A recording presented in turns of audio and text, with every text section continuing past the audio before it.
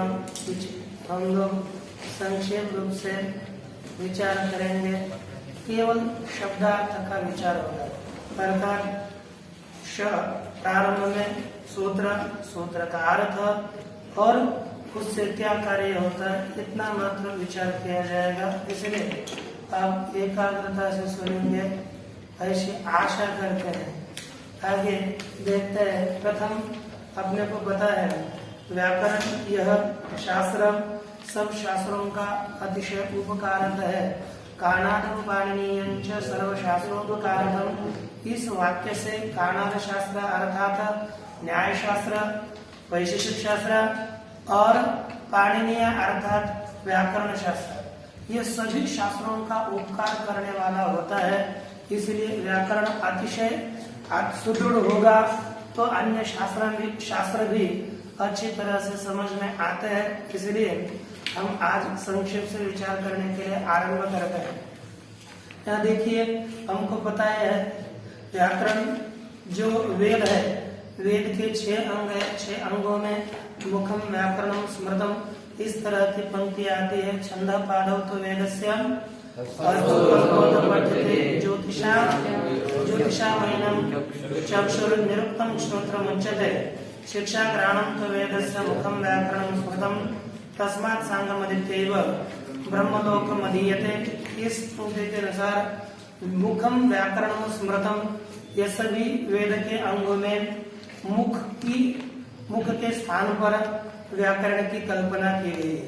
इसमें से अनेक व्याकरण है, लेकिन ऐन्द्रम चांद्रम काशकृत्नम कौराम कौमारम शाकटायनम सारस्वतम चाकिशलम शाकलम पाणिनीयकम, इन सभी व्याकरणों में पाणिनीय व्याकरण अब अंतिम में बचा हुआ है।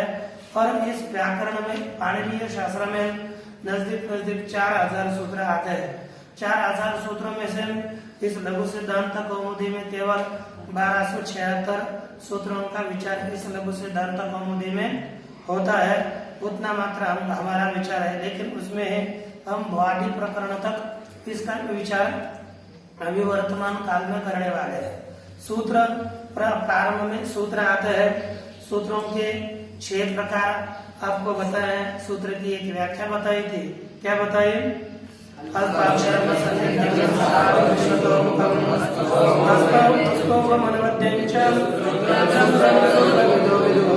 इसको सूत्र कहा जाता है। सूत्रवेत्ता या इसको सूत्र कहते हैं जो अल्पाक्षर वाला हो। अल्पाक्षरम असंदिग्ध, उसमें असंदिग्ध संदेह रहित विषय का प्रतिपादन किया गया हो। अल्पाक्षरम असंदिग्धम सारवत, अर्थात सार बात जिसमें कही गई हो। विश्वतोमुखम, और जिसका मुख अर्थात अर्थ फैला हो, विस्तीर्ण अर्थ का प्रतिपादन करने वाला हो। अस्तोभम, अर्थात दोष रहित, और अनवद्यम अर्थात निंदा अनिंदनीय, ऐसा जो होता है उसको सूत्र कहते हैं। उस सूत्र में सूत्र 6 प्रकार के बताए गए। संज्ञा च परिभाषा च निर्णयम एव च लक्षणम। सूत्र 6 प्रकार के हैं। संज्ञा सूत्र, संज्ञा परिभाषा सूत्र, संज्ञा च परिभाषा च विधि, विधि सूत्र, नियम सूत्र, अतिदेश सूत्र और अधिकार सूत्र, ऐसे 6 प्रकार के सूत्र कहे गए। वहां लिखा है नीचे, है ना। इस प्रकार के 6 तरह के सूत्र बताए गए थे। अब इसमें से अब क्रमशः हम लोग आरंभ से संज्ञा प्रकरण का आरंभ करने जा रहे हैं। संज्ञा प्रकरण में नजदीक 14 सूत्र यहाँ पर बताए गए हैं, लेकिन यह संज्ञा प्रकरण आगे के जितने भी प्रकरण आते हैं उन प्रकरणों के लिए अतिशय उपयोगी प्रकरण है। एकाग्र गति से सुनिए, है ना, उपयोगी प्रकरण है। लेकिन सभी के लिए पहले जो 14 सूत्र दिए हुए हैं वे अतिशय उपकारक है। उन्हीं को ही माहेश्वर सूत्र कहा जाता है। उन्हीं माहेश्वर सूत्रों को हम पढ़ते हैं।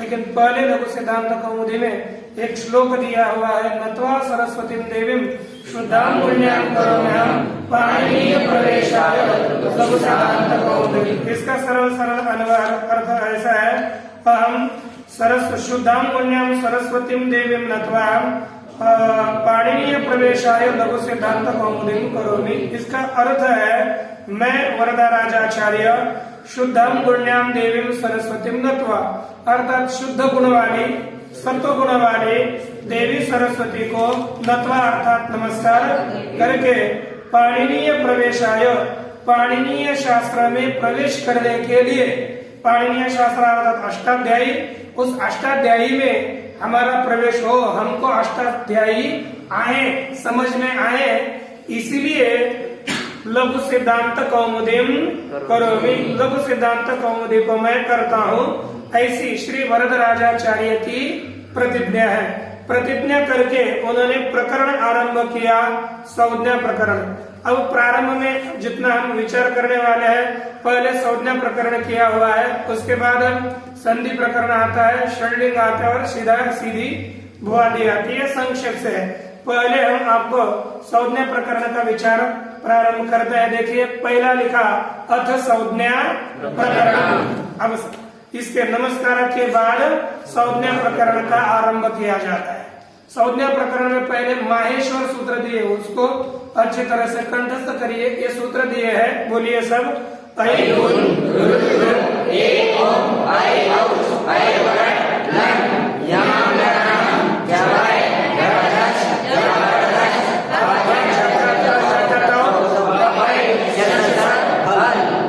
ये जो 14 माहेश्वर सूत्र है, ये महेश्वर जी की कृपा से पाणिनि जी तपश्चर्या करते हुए उनको तपश्चर्या में ही ये डमरू का आवाज आया। डमरू होता है ना, महादेव जी के हाथ में उन्होंने डमरू बजाया, उस डमरू के आवाज से पाणिनि जी को ये सूत्र है। उन्होंने ऐसा एक श्लोक ही लिखा है, नीचे देख लीजिए आपके, ननाद धक्का नव पंचवारम नटराज राजो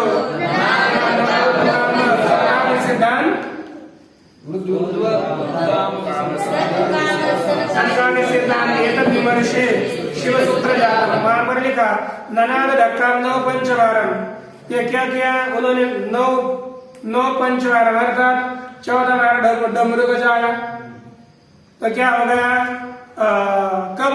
नृतावसाने नटराज राजो, नृत्यावसाने यानी नृत्य करने के अंत काल में, अंतिम अवसान अर्थात लास्ट है ना, अरे नृत्य के नाचने के अंतिम काल में उन्होंने 14 बार डमरू बजाया।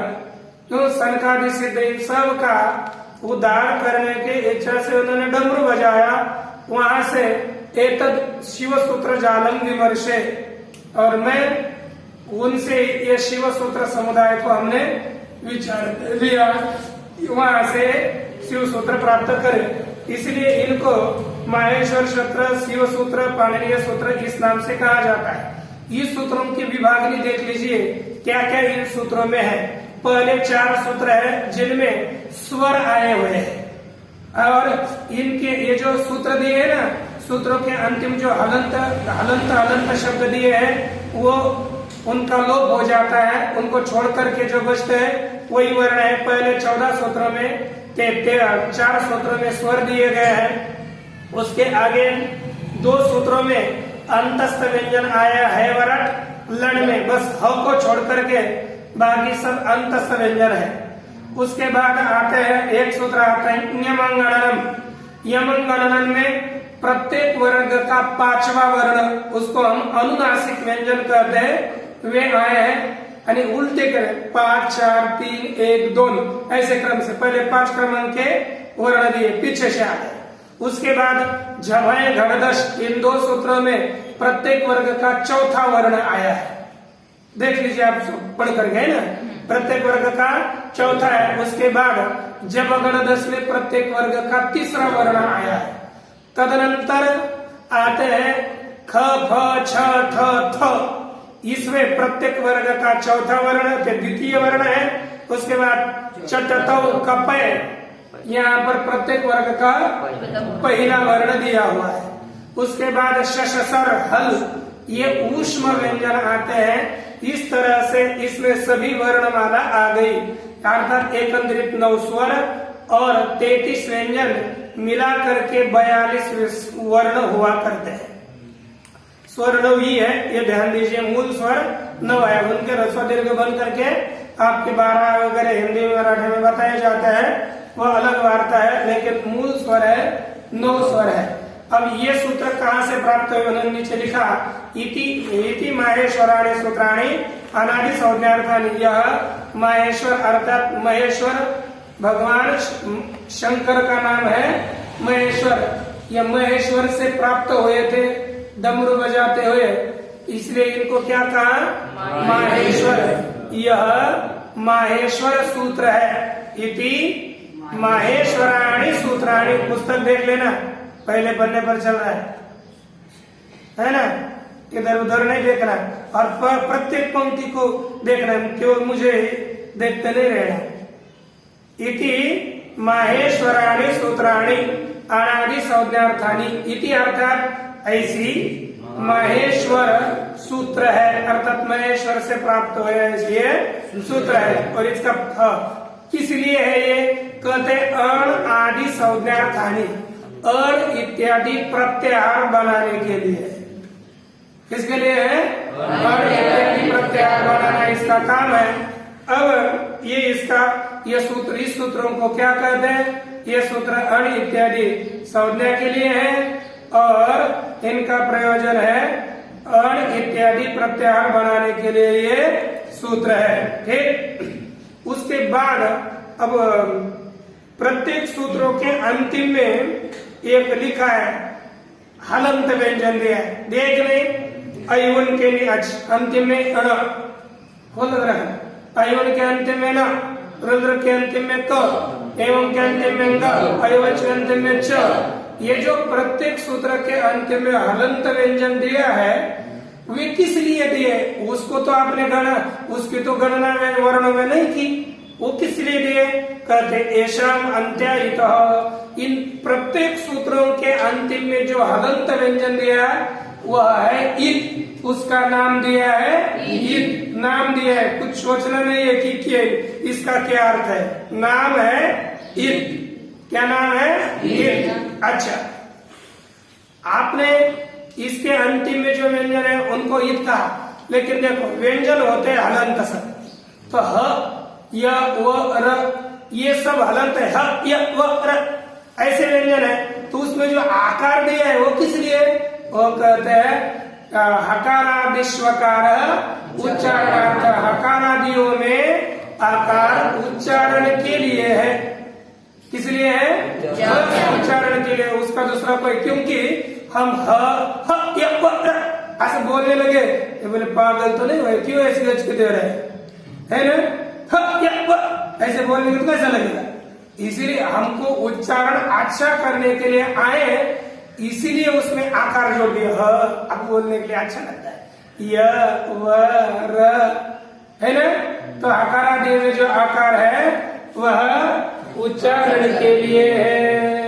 ये देखते रहे सीधा, ये चल रहा है ना, हकारादियों में आकार उच्चारण के लिए। लेकिन इन सभी में, सभी व्यंजनों में जो आकार है वो उच्चारण के लिए होने पर भी जो लण में, लण एक लण सूत्र है ना, लण सूत्र में जो आकार है, ल में आकार, वह उच्चारण के लिए तो है ही है, लेकिन उसका भी नाम है इत। क्या नाम है, लण में जो आकार है वह है इत। अभी तक कितने उनकी इत संज्ञा हो गई, 15। ये सब 14 सूत्रों के अंतिम में एक एक व्यंजन, और ल में जो आकार है वह मिलकर हो गए 15 की हो गई इत संज्ञा। लेकिन आपने तो ये जो सूत्र है उनमें जो अंतिम है क है, उनकी इत संज्ञा की। इत संज्ञा करने के लिए आप ऐसे आपके नाम से थोड़े होता है, कुछ भी कहने देने से उसको इत कहते हैं, इतना नहीं चलता। एक नियम होता है, आपने किसी का नाम भी रखना हो ना, तो द्वादशे हनि पिता नाम कुरियात अथवा एकादशे हनि पिता नाम कुरियात। तो श्रुति वाक्य कहते हैं कि पिताजी ने नाम करना चाहिए बच्चों का, पिताजी ने नाम देना चाहिए। फिर अलग अलग नाम होते हैं, फिर वो साक्षात अपने पिता हो अथवा गुरु पिता बहुत होते हैं ना, तब पालन करने वाला होता है, गुरु पिता होता है, कभी अपना पिता भी पिता होते हैं, और ऐसे ही बड़ा भाई भी पिता के समान होता है, तो नाम इनमें से कोई ना कोई एक नाम दे सकेगा। इसलिए भगवान प्रभु रामचंद्र इत्यादि उनके नाम श्री वशिष्ठ मुनि जी ने करे थे। तो वैसे ही नाम देने के लिए कोई विशेष प्रमाण होना चाहिए। आपको तो ऐसा नहीं चलता, तो कहते प्रमाण है पाणिनि जी का सूत्र प्रमाण है। क्या है? सूत्र ने कहा है। कौन सा सूत्र है? कहते हलन्त्यम। देखो हलन्त्यम सूत्र में दो वर्ण है, हल अंत्यम। तो इतना अर्थ हो गया अंत्यम हल, इतना हो गया अंतिम हल, इतना अर्थ हो गया। अब यहाँ पर इसका अर्थ, सूत्र का मूल अर्थ हो गया, इसका विशेष अर्थ करना है, अर्थात वृत्ति का अर्थ करना है।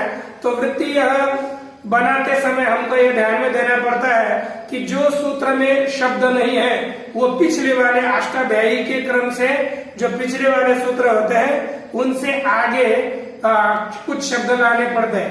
ये हलन्त्यम सूत्र है। ये हलन्त्यम सूत्र का क्रमांक क्या है? पहला अध्याय तीसरा सूत्र, तीसरा पाद और तीसरा सूत्र। इसके पीछे वाला एक सूत्र आ जाता है जिसका नाम है उपदेश जनुनासिक। यह सूत्र का क्रमांक है 1, 3, 2। वो 2 क्रमांक और ये 3 क्रमांक है। उस उपदेश जनुनासिक सूत्र से उपदेशे और ईट शब्द की अनुवृत्ति आती है। इन दोनों की अनुवृत्ति आती है। तो अब क्रम से हम जोड़ेंगे उपदेशे अंत्यम हल ईट। क्या हो जाएगा? उपदेशे अंत्यम हल ईट और स्यात् क्रियापद जोड़ना है। तो अर्थ हो गया उपदेशे सप्तमी एक वचन, अंत्यम प्रथम एक वचन, हल प्रथम एक वचन, इत प्रथम एक वचन, स्यात् प्रथम पुरुष एक वचन क्रियापद है। तो अर्थ हो जाएगा उपदेश में अंतिम हल ईत होता है। ईत होता है अर्थात ईत संज्ञ होता है। संज्ञ का अर्थात नाम वाला। उपदेश में अंतिम व्यंजन ईत संज्ञ ईत नाम वाला होता है। आपने इस सूत्र में उपदेश पद लाया, ईत पद लाया, ऐसा क्यों किया? लघु सिद्धांत कौमुदीकार आगे कहते हैं सूत्रेष्वदृष्टम पदम सूत्रांतराद अनुवर्तनीयम सर्वत्र। कहते हैं कि सूत्रों में न दिखाई देने वाला पद जो दिखता नहीं है वो सूत्रांतराद अर्थात दूसरे सूत्र से अनुवर्तनीयम, वो अनुवर्तन करना चाहिए। सर्वत्र यानी सभी सूत्रों में ऐसा ही करना चाहिए। सूत्रों में जो पद नहीं लिखा वो पीछे वाले सूत्रों से उस पद को लाना चाहिए, अनुवर्तन करना चाहिए और इस सूत्र का अर्थ परिपूर्ण करना चाहिए। तो ऐसे ही अनुवर्तन करके सूत्र का हम अर्थ करेंगे। लेकिन एक पद दिया था अभी उपदेश में, क्या कहा था? उपदेश में। लेकिन उपदेश किसको कहते हैं? उपदेश क्या है? तो कहा आद्योच्चारणम उपदेश आद्योच्चारणम। पहले आद्य उच्चारण को उपदेश कहते हैं। अब आद्य समझो पाणिनि जी उत्पन्न हो गए, उनका जन्म हुआ और ऐ करने लगे, तो ये उपदेश है क्या? उत्पन्न छोटा बालक रोता है ना, पहला उच्चारण क्या होगा पाणिनि जी का? हाँ, रोना ही हो जाएगा। तो फिर उसको उपदेश कहेंगे। तो कहते हैं पहले उच्चारण। आद्य उच्चारण का तात्पर्य पहला उच्चारण नहीं है। आद्य उच्चारण का तात्पर्य है आद्यानाम उच्चारणम आद्योच्चारणम। आद्य अर्थात व्याकरण शास्त्र के पहले जो करते कौन कौन? पाणिनि, कात्यायन और पतंजलि। इनका जो उच्चारण है उसी को कहते हैं उपदेश। पाणिनि जी के जो 5, 6, 7, 8 ग्रंथ है उनको भी उपदेश कहेंगे। अर्थात ये सब उनका जो उच्चारण है उनको कहते हैं उपदेश। तो उपदेश में अंतिम व्यंजन की क्या होती है? इत संज्ञा। तो एवं इनकी अंतिम में जो जो व्यंजन दिया है उनका नाम हो गया इत। उसके बाद देखिए इत का प्रयोजन क्या है, फल क्या है? तो आगे कहा तस्य लोपः। तस्य अर्थात यहाँ पर इत की अनुवृत्ति लाते हैं तो तस्य इतः लोपः, उस इत का लोप होता है। अर्थात जिसका नाम इत इत हो जाएगा, जिसको इत कहेंगे वो निकल जाएगा, लोप हो जाएगा। पर लोप कहा, लेकिन लोप किसको कहते हैं? हमको लोप शब्द का अर्थ समझ में आया कि नहीं आया? नहीं आया? वो कहते सुनिए, आदर्शनम लोप, आदर्शनम लोप, आदर्शन अर्थात दिखाई न देना, जो जिसका दिखाई नहीं देता उसको कहते लोप हो गया, है ना। अभी अभी आया था तो कहा लुप्त हो गए, पता नहीं महाराज पहले। लेकिन शब्दों शास्त्र में क्या होता है? शब्द दिखाई नहीं देता, शब्द सुनाई देता है। शब्द को हम कान से सुनते हैं तो अर्थ क्या होता है? देखो, जैसे पहले दिखाई देता था उसका दिखाई न देना, यही लोप होता है। तो इस व्याकरण शास्त्र में शब्द होते हैं तो पहले जो सुनाई देते थे शब्द बाद में सुनने को नहीं आते, इसका अर्थ है लोप होना। अब देखो आई ई उड़, ये अभी सुनते न सुनने में आता है कि नहीं, लेकिन इसका हम लोप करेंगे तो क्या हो जाएगा? ये सुनने को नहीं बस आएगा अ ई उ रुद्र ए ओ ऐ औ, इतना ही हमको सुनने को आएगा। वो हलंत व्यंजन का लोप होने के बाद वो सुनने के लिए नहीं आएंगे, वो सुनाई नहीं देंगे, ठीक ना। अच्छा, तो ये हमको समस्या होती है, आपने पहले उसको इत नाम दिया फिर लोप किया, वहां लिखाई क्यों? लिखने की क्या आवश्यकता थी? इतनी झंझट करते समय क्या करते हैं? पहले खराब करो फिर धोवो, इसके अपेक्षा से खराब ही मत करो ना। वही अब ये क्यों दिया फिर अन न इत्यादि? तो उसका प्रयोजन बता, अनादयो नाद्यर्था, अनादयो ये जो न प्रत्येक सूत्र के जो पाणिनि सूत्र दिए प्रारंभ के ऐ रुद्र ए ओम ऐ औच ऐ वरट लन, ये जो प्रत्येक सूत्र के अंतिम ने न इत्यादि दिए वे कहते अनाद्यर्था, अण इत्यादि के लिए है। न इत्यादि किसके लिए है? अण बनाने के लिए, समझो। उनके अंतिम में, सभी के अंतिम में जो ये जो न दिया है वो किस लिए है? कहते ऐसा अण बनाने के लिए। तो अण के लिए अर्थात अल इत्यादि प्रत्याहार बनाने के लिए न इत्यादि दिए हुए हैं। अब प्रत्याहार इत्यादि कैसे बनाया जाता है ये भी हमको समझ में आना चाहिए। तो उसके लिए सूत्र आगे दे दिया गया, आदिरंतेन सहेता, आदिरंतेन सहेता, आदिरंतेन सहेता, आदिरंतेन सहेता, आदिरंतेन सहेता, यह एक सूत्र है। इस सूत्र में 4 पद है। एक आदि, अंतेन, सह, इता, आदि प्रथमा एक वचन, अंतेन तृतीय एक वचन, सह अव्यय और इता तृतीय का एक वचन है। इसमें बस आदि और मध्य वर्णों का आक्षेप से ही लाभ हो जाता है। तो देख लीजिए इसका अर्थ,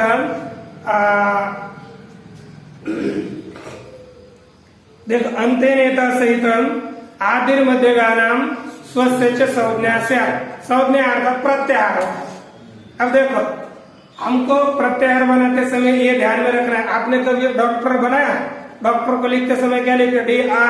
डी आर अर्थात DOCTER, डॉक्टर होता है कि नहीं?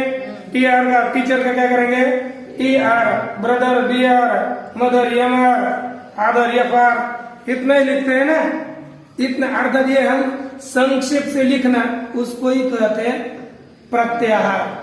प्रत्याहार्यन्ते संक्षिप्यन्ते वर्ण यत्र सह प्रत्याहार, जिसमें संक्षेप वृत्ति से वर्णों को कहा जाता है उसको कहते हैं प्रत्याहार। बनाना है तो बनाते समय क्या करना है? वहां पर जैसे अंतिम का वर्ण DR में, डॉक्टर में अंतिम का र उठाया और आदि का डी उठाया, है ना, तो मिलाकर बन गया DR। तो वैसे यहाँ पर प्रत्येक सूत्रों में क्या करना है? कहता है कि अंतिम वर्ण को इत, जिसका नाम इत पड़ा हुआ है उसको अंतिम वर्ण पकड़ना है। तो यहाँ पर अंतिम वर्ण कौन है? इस सूत्र के अंतिम में न, ये इत है कि नहीं? इसको पकड़ा। आदि का वर्ण कौन सा पकड़ा आपने? ओ का पकड़ा। आदि का यही पकड़ा, ऐसा नहीं। आदि अपने इच्छा से, पहला वर्ण अपने इच्छा से, हम इसको भी पहले पकड़ेंगे, इसको भी पकड़ सकते हैं। तब देखो अंतिम वर्ण हो गया तीन, तो इसका अर्थ हो गया अंतिम ईत वर्ण के सहित आदि वर्ण जो अपेक्षित हो वह लेना है। अंतिम वर्ण हो गया न, आदि वर्ण हो गया ओ, अंतिम वर्ण कौन हो गया? आदि वर्ण हो गया अ। उसके सहित अब इसको अंतिम ईत वर्ण के सहित जो आदि वर्ण अर्थात अन, क्या हो गया? अन। ये किसका नाम है? यह कहते हैं मध्य का नाम। इसके बीच में जो है ना, यह आदि अंतिम वर्ण और आदि वर्ण के जो बीच के वर्ण है उनका और अ खुद का अ का, ये तीनों का नाम होता है। अर्थात अण से हम क्या क्या लेंगे? अ ई उ। अण से क्या लेना है? अ ई उ। और अक से क्या लेना है? अ ई उ। अब ये नहीं लेना है, ये कभी नहीं लेते। ये जब गुण गिनते हैं ना, इनको छोड़ देना पड़ता है। फिर अ ई उ रु। अर्थ से कितने कौन कौन रहेंगे? अ ई उ रु रु ए ओ आई औ। अपने उस सूत्र में देखिए, पहले जो सूत्र दिए ना उसको गिन लीजिए। बोले हमको बोलिए अट में कितना आता है? अट में अंतिम बोलिए। अ ई उ रु रु ए ओ आई औ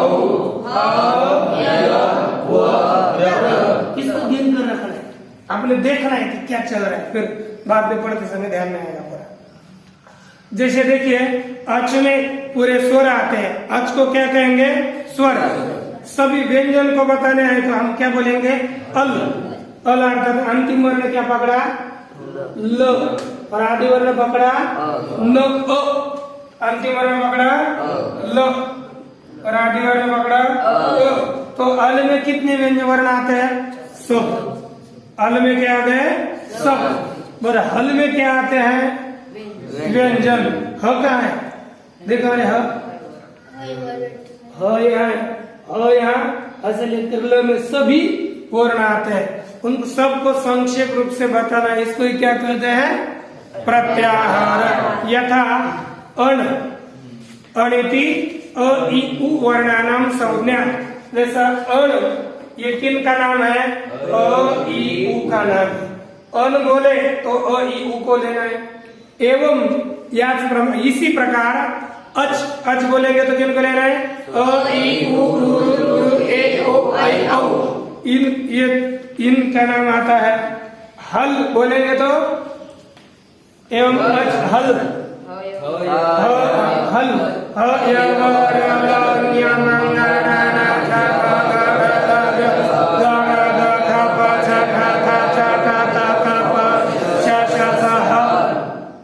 इतने किसमें आते हैं? हल में।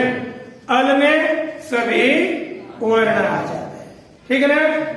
अब ठीक है, प्रत्याहार हमने सामान्य रीति से देखा, इनको बाद में समझाना। प्रत्याहार बस दूसरे कोई आवश्यकता नहीं। देखिए अब हम ये जो स्वर है पहले क्या आते हैं? स्वर। स्वर है, इनको अब ये एक स्वर का 3 नाम करने वाले। स्वर तो 9 स्वर है। 9 स्वरों में जैसे ह्रस्व दीर्घ प्लुत एक संज्ञा सूत्र आ रहा है, तो देखिए उकालो ह्रस्व दीर्घ प्लुतः, उकालो ह्रस्व दीर्घ प्लुतः, उकालो ह्रस्व दीर्घ प्लुतः, उकालो ह्रस्व दीर्घ प्लुतः। ये जो सूत्र दिया है देखिए, उकाल अर्थात ऊ की काल की तरह, काल अर्थात समय, ऊ के समय की तरह समय है जिसका, उनको ह्रस्व दीर्घ और प्लुत कहते हैं। इसलिए वृत्ति में लिखा ऊष्ट ऊष्ट ऊष्ट। वह वाम काल एवं कालो यस्य सोच क्रमा ह्रस्व दीर्घ प्लुत संज्ञस्य। अर्थात इसमें बताया ऊ की काल की तरह, जैसे ऊष्ट एक कोमड़े के तरह है ना, ऊष्ट ऊष्ट ऊष्ट इस काल की तरह है ना। ऊष्ट ऊष्ट ऊष्ट है ना। यहाँ पर इसका उच्चारण थोड़ा करते हैं, इसका दीर्घ करते हैं, इसका अधिक लंबायमान करते हैं। तो इस उकार की काल की तरह काल समय है जिस वर्ण का, उसको क्या कहेंगे? ह्रस्व दीर्घ लुट कहेंगे। जैसे हमने पहले कहा ओ, इसको क्या कहेंगे? ह्रस्व। इसको क्या कहेंगे? ओ आ, इसको कहेंगे दीर्घ, और इसको कहेंगे आ लुट। इसको क्या कहेंगे? ह्रस्व। इसे ऐसे तो 3 प्रकार के शब्द में ह्रस्व। एक स्वर के कितने प्रकार हुए? क्या क्या प्रकार हुए? लुट हो गए कि नहीं? अभी इन्हीं 3 प्रकारों के पुनः हम 2-2 प्रकार करेंगे। 3 प्रकारों के क्या कहेंगे? 2-2 प्रकार करेंगे। जान एक आगे कितने हैं? 2-2 प्रकार होंगे। तो अ के 2 प्रकार होंगे, आ के 2 प्रकार होंगे, और आ के भी 2 प्रकार होंगे। तो इसलिए 2-2 यानी 3-3 प्रकार हो जाएंगे, 1 के 3। अब देखिए लिखा है आगे कि सप्रत्येकम उदात्तादि भेदेन त्रिधा। वह स्वर एक स्वर, ये स्वर उदात्त अनुदात्त और स्वरित भेद से एक स्वर पुनः 3 प्रकार का हो जाएगा। तो देख लीजिए हमारे पास स्वर है ह्रस्व, दीर्घ और लुट। एक स्वर 3 प्रकार का पहले बना, फिर उसके बाद ये एक भी 3-3 प्रकार के बन जाएंगे, तो हो जाएंगे 9। जैसे इसका हो गए उदात्त, है ना? एक स्वर जैसे हमारा है अ आ, ये 3 प्रकार के हो गए। तब एक सूत्र आ गया उच्चैरुदात्त,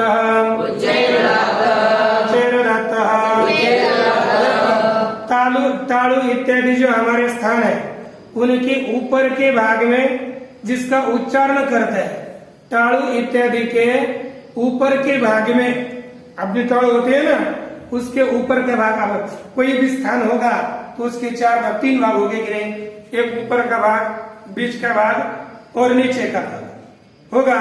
तो तालु इत्यादि के ऊपर के भाग से जिसका हम उच्चारण करते हैं उसको उदात्त कहते हैं। क्या कहते हैं? ठीक है ना? अब ये उदात्त, जैसे इनका तालु के ऊपर के भाग से उच्चारण करेंगे, इनका नाम होगा उदात्त। दूसरा अनुदात्त, क्या है? अनुदात्त। नीचे अनुदात्त,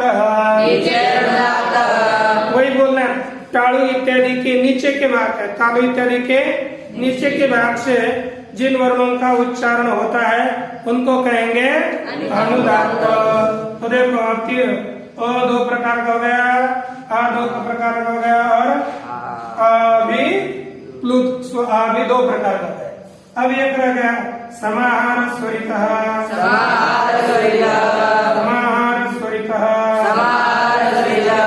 अब पहला उदात्त किसको कहते हैं? तालु इत्यादि के ऊपर के भाग से जिसकी उत्पत्ति होती है उसको उदात्त। अनुदात्त किसे कहते हैं? तालु इत्यादि के नीचे के भाग से जिसके उच्चारण होता है उसे अनुदात्त कहते हैं। अब इनके दोनों के बीच के भाग से, है ना, तालु इत्यादियों के दोनों के भी बीच के भाग से, मध्य भाग से जिन वर्णों का उच्चारण होगा उसे स्वरित कहते हैं। तो स्वरित अ, स्वरित आ और स्वरित आ। अब बताओ अ कितने प्रकार का बन गया? 9। कितने प्रकार का हो गया? 3 त्रिका अ 3 प्रकार का। पहले तो अ ही था ना, वही 9 प्रकार का बन गया। और ह्रस्व, दीर्घ और प्लुत, इस भेद से अभी पूरे 9 प्रकार हो गए। ये जो 9 प्रकार हो गए वो 9 प्रकार का अ भी पुनः अनुनासिक अननुनासिक भेद से 2 प्रकार का होता है। आगे लिखा है कि सनवविधोपि प्रत्येक अनुनासिकत्वाभ्याम द्विधा। वह 9 प्रकार का स्वर भी अनुनासिक और अननुनासिक, उस भेद से कितने प्रकार का होता है? 2 प्रकार का। अनुनासिक चिन्ह ऐसा होता है, ऐसा, इसको कहते हैं अनुनासिक और इसको कहते हैं अनुस्वार। फिर अनुनासिक और अनुनासिक भेद से ये 2 प्रकार के हो जाते हैं। क्या है वो? किसी कहते हैं अनुनासिक तो व्याख्या लिखी। मुख नासिका वचनोनुनासिका सहित नासिकयोच्चार्यमाण वर्णो अनुनासिक संज्ञा स्यात्। कहते हैं मुख सहित, मुख के साथ नाक के द्वारा जिन वर्णों का उच्चारण किया जाता है उन्हें अनुनासिक कहते हैं। किसे कहते हैं? मुख के सहित नाक के द्वारा जिनका उच्चारण किया जाता है उसे अनुनासिक कहते हैं। ठीक है, जैसे हम इसके पुनः हम उदात्त, अनुदात्त और स्वरित, जैसे ओ, आ, ओम,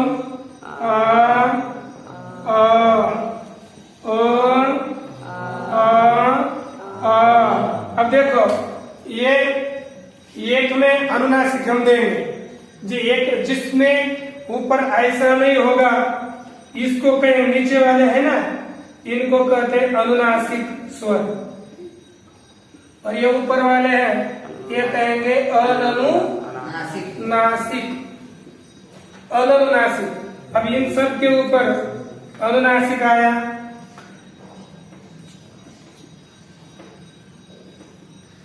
अब देखो मिलकर अनुनासिक ह्रस्व दीर्घ प्लुत उदात्त अनुदात्त स्वर और अनुनासिक ह्रस्व दीर्घ प्लुत उदात्त अनुदात्त स्वरित, ये स्वर मिलकर येलो और येलो कितने प्रकार के हो गए?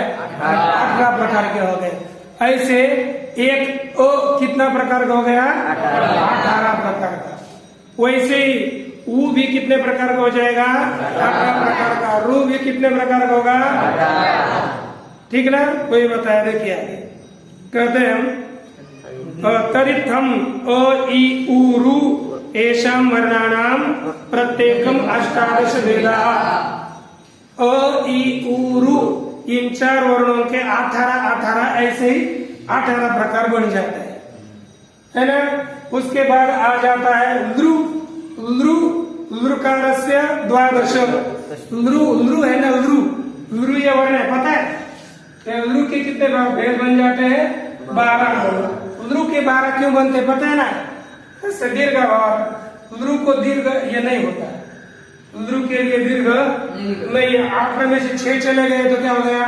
लृ का ह्रस्व और प्लुत इतना ही होता है। लृ का ह्रस्व और प्लुत होता है, अर्थात दीर्घ नहीं होता। तो कितने बचे? 12। एचामपि 12। एच अर्थात ए, ओ, आई, औ, उनके भी 12 ही हो जाते। क्यों? कहते तेषां ह्रस्वा, उनके लिए ह्रस्व नहीं होता। एच होता है ना, ए, ओ, आई, औ, ये नित्य दीर्घ ही रहते और ह्रस्व होते ही नहीं। तो उनका दीर्घ और प्लुत ए, हरे, हरे हो गए कि नहीं? दीर्घ और प्लुत आप कितने हो गए? 12 हो गए। वही कह रहे हैं एचामपि 12 तेषां ह्रस्वा 12। इस प्रकार ये स्वरों के कितने भेद होते हैं ये आपको बताया गया। अब इनको एक नाम दे रहे, सवर्ण बोलते हैं ना, ये एक ही वर्ण सवर्ण है, एक नाम देना है, सवर्ण नाम करना है उनको। जैसे जोड़ी करते हैं ना हम, जोड़ी, एक बैलों की, 2 बैलों की जोड़ी, वैसे इनकी जोड़ी लगानी है। इसलिए एक सूत्र आ रहा है, देखिए तुल्यास्य प्रयत्नम सवर्णम, देखिए तुल्यास्य प्रयत्नम सवर्णम, इसका अर्थ है जहाँ पर तुल्य समान होता है, कौन? आस्य और प्रयत्न, म्हणजे तालु इत्यादि स्थान, मुख में होने वाले तालु इत्यादि स्थान और प्रयत्न जिन जिन के समान है उनको सवर्णी कहते हैं। जैसे अब ये वृत्ति देखिए इसकी, तालवादि स्थानम आभ्यंतर प्रयत्नश्च इत्येतद्वयम् यस्य एन तुल्यम तन्मितः सवर्ण संज्ञम स्यात्। इसका अर्थ क्या कि तालु इत्यादि स्थान और आभ्यंतर प्रयत्न जिनके समान है उनको सवर्ण कहते हैं, उनके परस्पर सवर्ण संज्ञा होती है। शब्दार्थ तालु इत्यादि स्थानम आभ्यंतर प्रयत्नश्च और आभ्यंतर प्रयत्न इति एतद्वयम्, यह 2, यस्य एन तुल्यम, जिसके जिसके साथ समान है वह सवर्ण सौज्ञक होता है। तो अब किसके किसके साथ समान है इसको हम देखेंगे। पहले स्थान क्या चीज है ये देखना पड़ेगा। तालु इत्यादि स्थान का विचार करते हैं, ये वार्तिक थोड़े बाद में लेते हैं। देख लीजिए सूत्र आते हैं, पंक्ति लिखी वहां पर अकुह विसर्जनीयानां कंठः, अकुह विसर्जनीयानां कंठः अर्थात अ कु अर्थात कवर्ग अ का लेना है 18 प्रकार का, और 18 प्रकार का जो आकार है ना उनकी खुद की सवर्ण शब्द है, यही इनमें ही सवर्ण होंगे, उन किसी के साथ नहीं होंगे। दूसरा कु का अर्थ है कवर्ग, ह अ कु ह का लिखा है, ये ध्यान दीजिए पंक्ति क्रम से लिखिए है ना। अ का अर्थ है 18 प्रकार का अ, कु अर्थात कवर्ग, अ अर्थात ह, और विसर्जनीय अर्थात विसर्ग। ये अ कु ह और विसर्ग इनका स्थान क्या है कंठ। निकलते क क क क कहां से निकलते हैं इस वक्त रहते कहां से कंठ से, इनका उच्चारण कंठ से निकलता है, इसलिए इनका स्थान हो गया कंठ।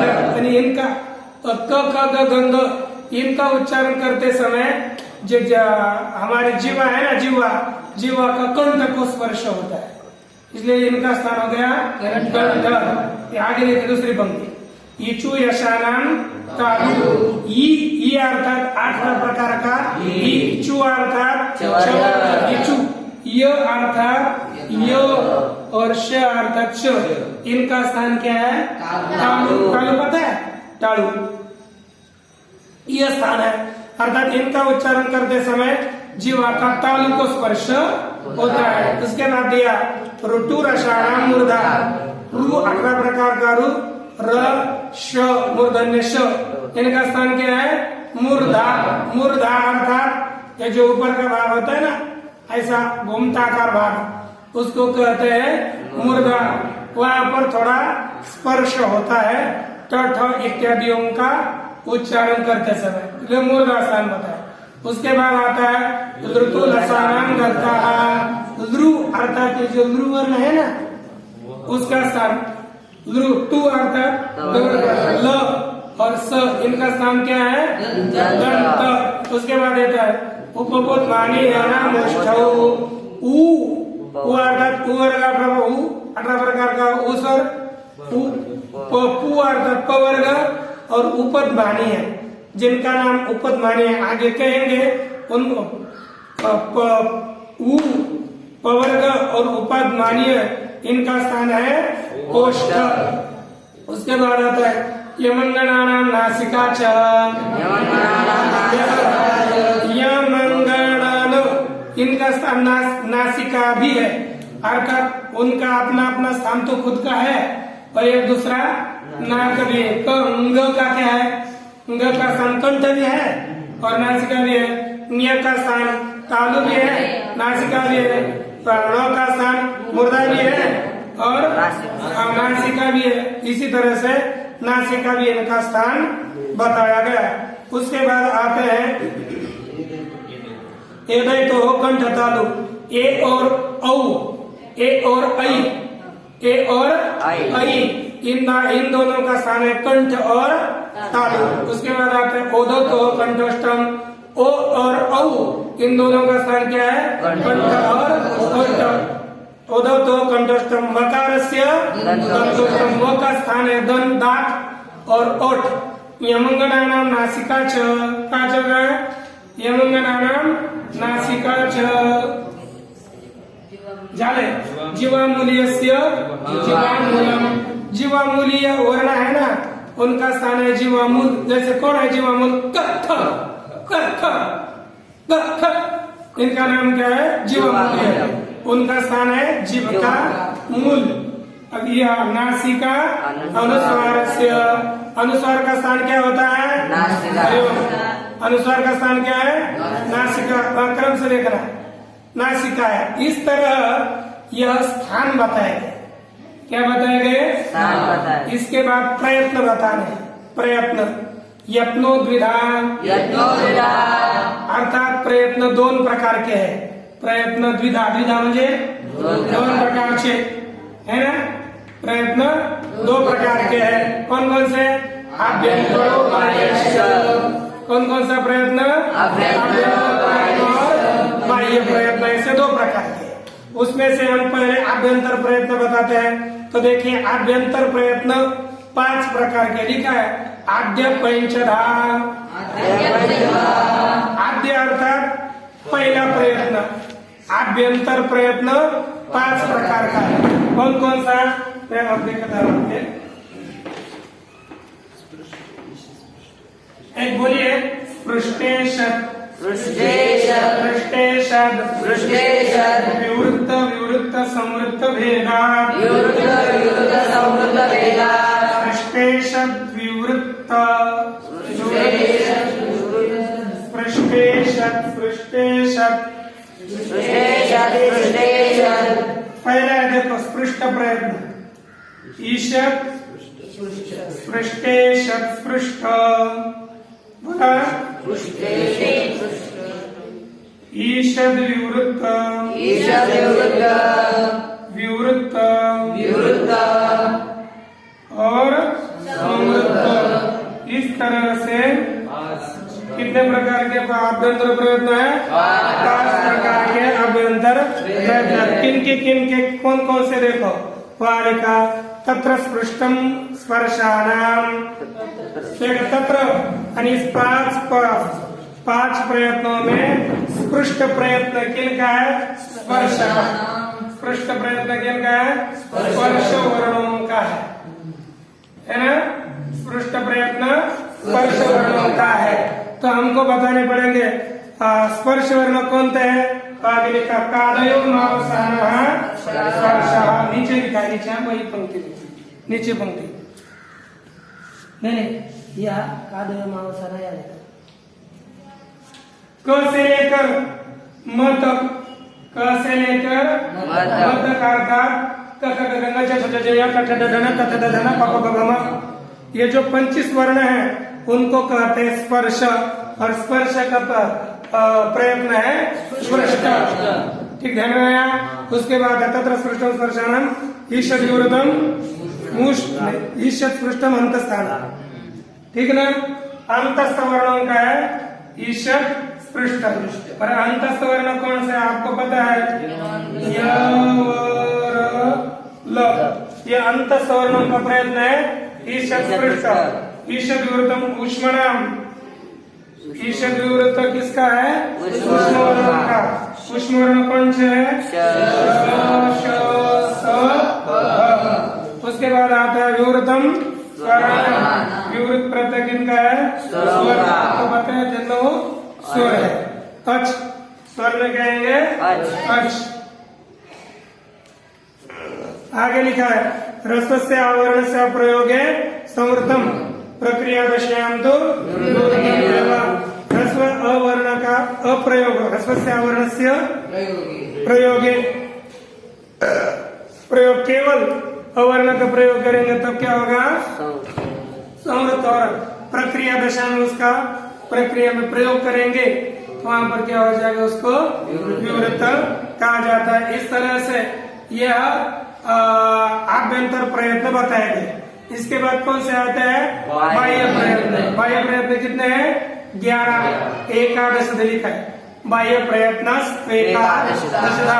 विवार संवार श्वासो नादो घोषो घोषो प्राण महाप्राण उदात्त उदात्त स्वरितश्चेति. इस तरह से कितने प्रकार का प्रत्यय है? बाह्य प्रयत्न है एकादश. 11 में से 3 प्रयत्न स्वरों के बताए गए. कौन कौन? उदात्त अनुदात्त स्वरित. 3 के प्रयत्न है स्वरों के है. इसलिए 11 में से 3 गए और स्वर चले गए. तो कितने प्रयत्न बचे? अब 8. अब 8 प्रयत्न ये व्यंजन उनके हैं. इनके हैं और किन व्यंजनों के कौन कौन से ये देखेंगे. इसलिए आगे लिखा कि खरो व्यवहारा श्वासा अघोषाश्च. खरो व्यवहारा श्वासा अघोषाश्च.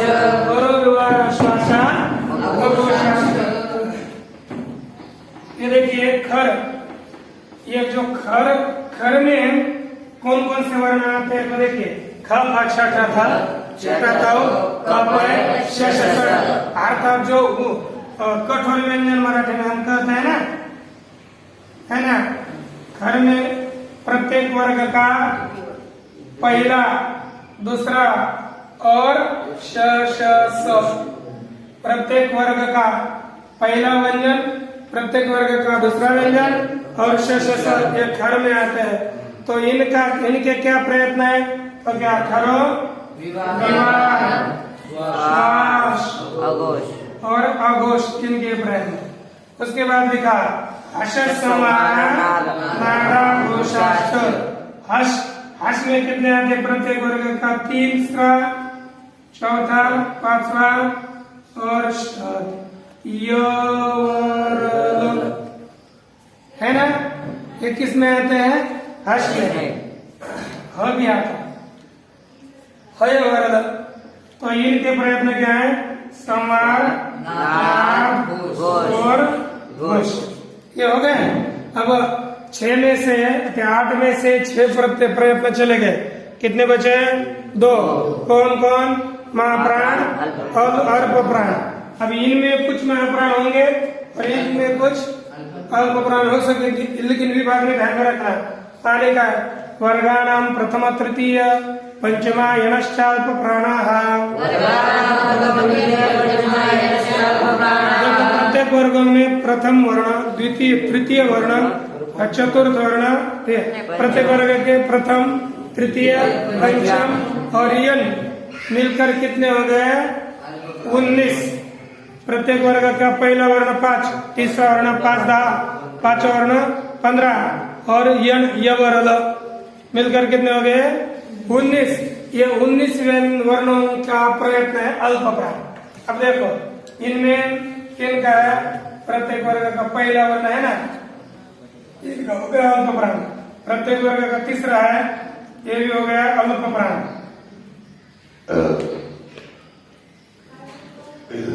ये भी हो गया अल्प प्राण और ये 4 हो गए अल्प प्राण।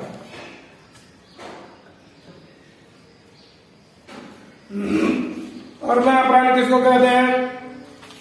वर्गाणाम द्वितीय चतुर्थ षोडश महाप्राण। वर्ग में प्रत्येक वर्ग का द्वितीय वर्ण, इसको क्या कहेंगे? महाप्राण।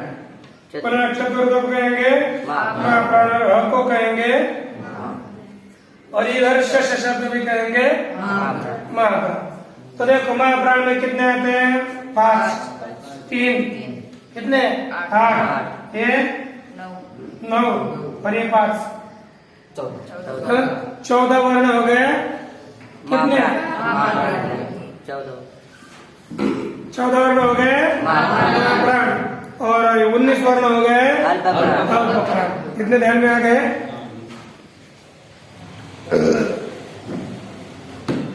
अच्छा, आप ये बता सकते हो महाप्राण और संवरनाद घोष वाले वर्ण कौन से हैं? तो क्या हो गया? बोलिए। महाप्राण, संवरनाद, घोष। बोलिए ना। फिर संवरनाद, घोष, प्रयत्न और महाप्राण में कौन से वर्ण है? प्रत्येक वर्ग का चौथा वर्ण और ह। ये 6 वर्ण क्या कहलाएंगे? महाप्राण और संवरनाद घोष वाले। संवरनाद घोष वाले और अल्प प्राण प्रत्येक वर्ग का तीसरा, प्रत्येक वर्ग का 5वां और ये वर्ग मिलकर हो गए 14, है ना। विवाह, श्वास, घोष, प्रयत्न वाले और अल्प प्राण विवाह, श्वास, घोष और महाप्राण ये कौन सा है? कौन बोले?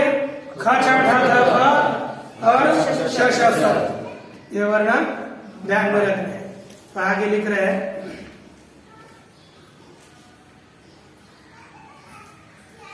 कादयो मावसाना स्पर्शाः।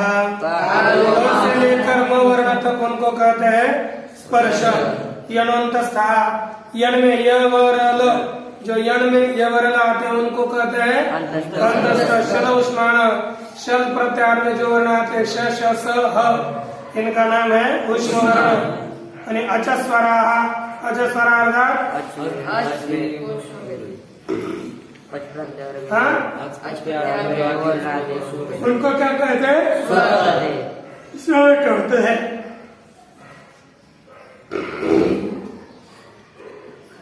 अब देखो कख इति कखाभ्याम प्रागर्ध विसर्ग सदृशः जीवामूल्य कख ये जो आधा दिया है ना विसर्ग देखो ना आधा क और ख के पीछे जो आधा विसर्ग दिया है इसका नाम है जीवामूल्य और प और फ के पीछे प इति पपाभ्याम प्रागर्ध विसर्ग सदृश प और फ के पीछे जो आधे विसर्ग की तरह दिया है उनका नाम है उपपदमानीय अचपराण स्वर विसर्ग तद अम अच अच परौ अनुस्वार विसर्ग अम और अह ये जो दिया है अम अह यहाँ पर स्वर के बाद में विसर्ग और अनुस्वार होते हैं, यह ध्यान में रखना है। सूत्र है अनुदित सवर्ण से च प्रत्यय। अब देखो अनुदित सवर्ण से च प्रत्यय अनुदित सवर्ण से च प्रत्यय इसमें अब प्रत्यय का अर्थ क्या प्रतीयते विधेयते थी प्रत्यय विधीयमान है जिसका विधान किया जाता है उसे कहता है प्रत्यय और अप्रत्यय किसको कहेंगे जिसका विधान नहीं किया जाता इसलिए वृत्ति में लिखा अविधीयमान सवर्ण से संज्ञा से अविधीयमान अन क्या अविधीयमान अन और उदित उनको क्या कहते हैं सवर्ण का वो नाम होते हैं अर्थात अ इ उ ऋ यह अपने सवर्णियों का नाम है।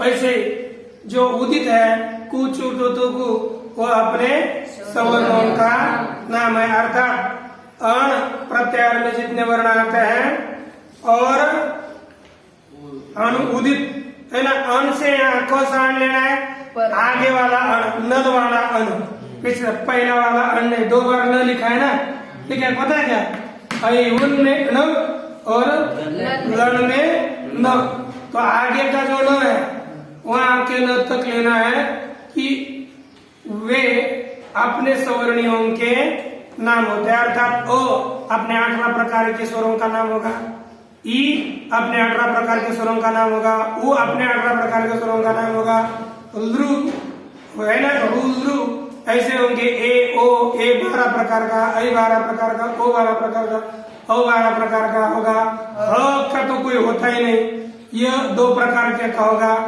है ना ह य वो इनके 2 होते हैं ल के 2 होते हैं र के 2 होते नहीं वही बता रहे कौन किसका नाम है अत्रैव अण परेण नकारेण इसी सूत्र में अन प्रत्याहार आगे के नकार से लेना है इसमें नीचे एक आपके लिए श्लोक दिया हुआ है और कुचु टु तु कु एते उदित उदित किसे कहते हैं कहते कुचु डु दु गु एते कु को उदित कहते हैं चु को उदित कहते हैं क्योंकि उसके उनके उ का लोप हो जाता है।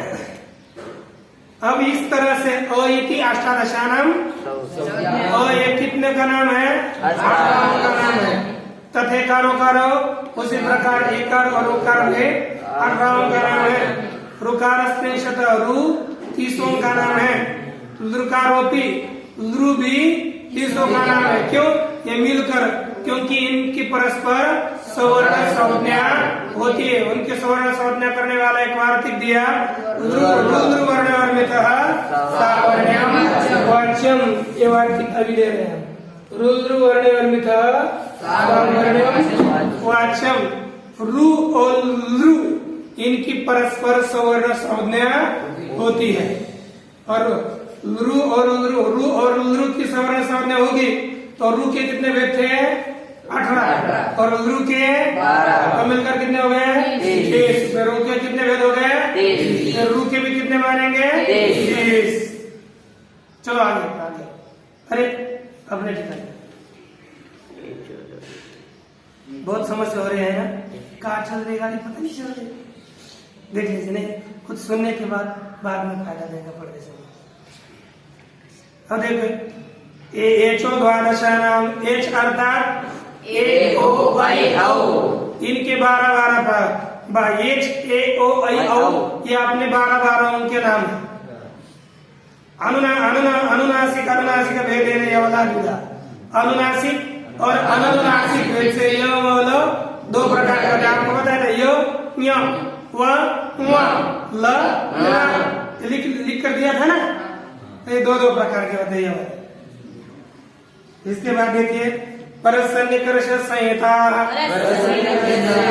वर्णानाम अतिशयितः सन्निधि संहिता संन्यासा वर्णों की अतिशय जवळीकता मराठी में वर्णों की अतिशय समीपता उसको संहिता कहते हैं अर्थात संधि कहते हैं।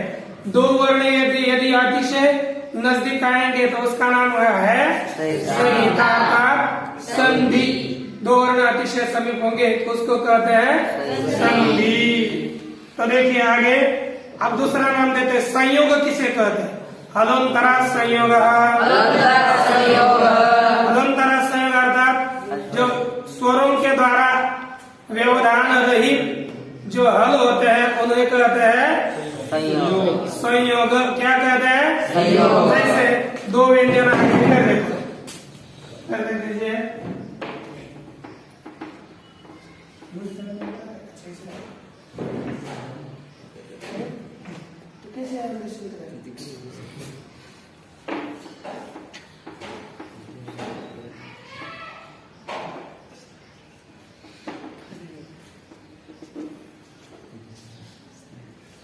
जैसे देखो यहाँ पर है क और तो यहाँ पर स्वर है के बीच में नहीं है तो इन दोनों का क्या हो जाएगा संयोग। लेकिन यहाँ पर है को पुनः आगे तो है यहाँ अ है बीच में तो इन दोनों का संयोग नहीं होगा। केवल व्यंजन आएंगे तभी संयोग होता है। उनमें बीच में स्वर घुस गया तो उसको संयोग नहीं कहते। स्वरों का संयोग नहीं होता, बस व्यंजनों का संयोग होता है, स्वरों का संयोग नहीं होता। इसलिए कहा अजबी अव्यवहिता हल अजबी अर्थात स्वरों के द्वारा अव्यवहिता अर्थात व्यवधान रहित हल अर्थात व्यंजन संयोग संज्ञा होते हैं। व्यंजनों की व्यवधान स्वरों के द्वारा व्यवधान रहित स्वरों की संयोग संज्ञा होती है। केवल व्यंजन 2 नजदीक आएंगे उसको कहेंगे संयोग। अब अंतिम में सूत्र आया सुप्तिंगंतम परम देखो सुबंत सुप अर्थात सुऔजस अम और शस ये जिसके अंतिम में है उसको कहेंगे पद अथवा तिप्त ये जिनके अंतिम में है उनको कहते हैं पद अर्थात ये सु इत्यादि जिनके अंतिम में उसको अर्थात राम इत्यादि शब्द उनको कहते हैं पद। और भू इत्यादि धातु रूप लगा प्रत्यय लगाकर बने हुए भू इत्यादि धातुओं के रूप भवति भवत भवंती इनको भी कहेंगे पद। इस तरह से यह एक संज्ञा प्रकरण अपना पूरा हुआ।